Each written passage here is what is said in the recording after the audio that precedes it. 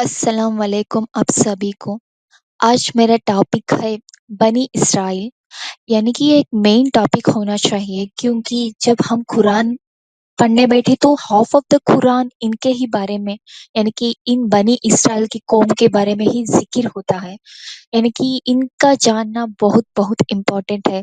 کیونکہ ہم ان کے یہ جو لوگ تھے بنی اسرائیل، یہ موسیٰ السلام کے قوم سے تھے، یعنی کہ جب موسیٰ السلام کو پیغام ملا تھا اللہ سے، یعنی کہ وہی جو کچھ بھی میسج ملا تھا، تب یہ میسج فرعون کے دربار میں جا کر بنی اسرائیل کو آزاد کرنے کو اللہ نے بولا تھا۔ جب موسیٰ السلام نے ہارون السلام سے مل کر جب ان کے دربار میں گئے، اور جو کچھ بھی دلیل اللہ نے دیے تھے، جیسے کہ ایک ہاتھ چمکدار ہو جانا، اور جو کچھ بھی آسا، اور جو کچھ بھی اسٹک ان کے ہاتھ میں رہتی تھی،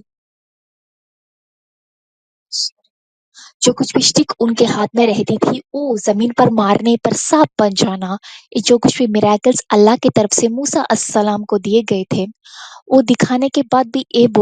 فرعون نے یہ بولا تھا کہ موسیٰ السلام اور ہارون السلام جادوگر تھے، اور بہت ساری دھمکیاں بھی دی تھی، اور اس کے بعد میں فرعون نے آزاد نہیں کیا تھا بنی اسرائیل کو، اور یہ دعوت لے کر وہ دعوت لے کر پھرتے تھے، اور دعوت ہر جگہ بولتے تھے، تو بنی اسرائیل میں سے تھوڑے لوگ